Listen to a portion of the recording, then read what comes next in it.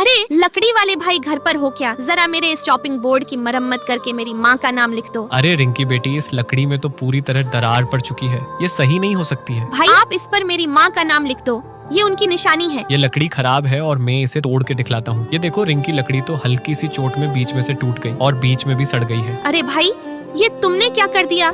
मेरे माँ पापा की प्यार की आखिरी निशानी को तुमने एक ही झटके में तोड़ दिया। अरे रिंकी बेटी, तुम चिंता मत करो, मैं तुम्हारे लिए इससे भी ज्यादा मजबूत लकड़ी लेकर आता हूँ। अरे भाई, तुम रिंकी के लिए फ्री में चॉपिंग बोर्ड क्यों बना रहे हो? अरे भाई, ऐसी कोई बात नहीं है। तुम्हें पता है पापा जी की तबीयत खराब रहती है और घर की हालत बहुत ही खराब है और माँ बचपन में ही छोड़कर चली गई थी और मैं इतना तो कर ही सकता हूँ। रिंकी बेटी को बचपन से जानता हूँ तो मैं रिंकी से पैसा थोड़ी ले सकता हूँ। पर तुम कितनी भी मेहनत कर लो, ये तुम्हारी वीडियो को लाइक और चैनल को सब्सक्राइब नहीं करेंगे। और भाई ये लोग तो बहुत अच्छे हैं, मेरे कहे बिना ही चैनल को सब्सक्राइब कर देंगे इनको, अपने नाना नानी की कसम है।